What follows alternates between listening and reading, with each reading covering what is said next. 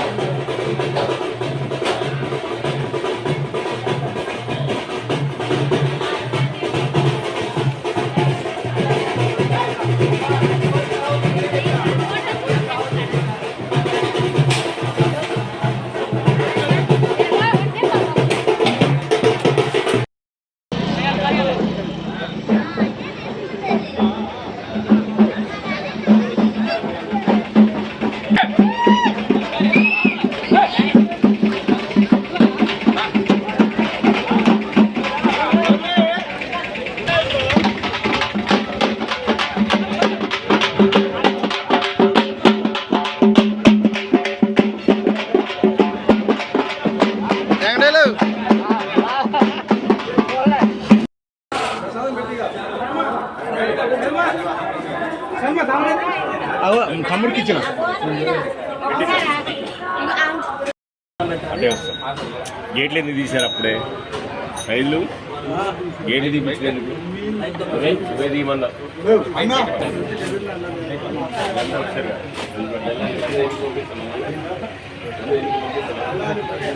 అదే మరి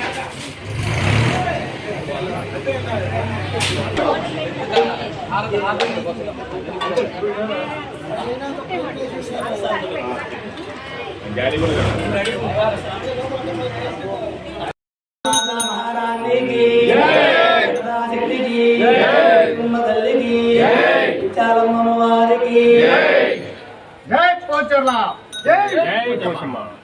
జై భవానీ, జై భవానీ, జై భవానీ, జై భవానీ, జై భవానీ, జై భవానీ, జై భవానీ.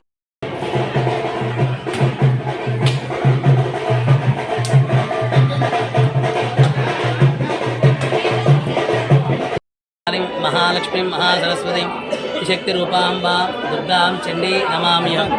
మన పోచమ్మ చెరువు గతంలో పోచమ్మ చెరువుగా పిలువబడే ఇప్పటి హుజూర్నగర్ గ్రామంలో ముత్యాలమ్మ జాతర కార్యక్రమం కమిటీ వారిచే ముత్యాలమ్మ కమిటీ వారిచే ఎంతో అత్యంత వైభవంగా నిర్వహించబడుతుంది ప్రతి సంవత్సరం కూడా.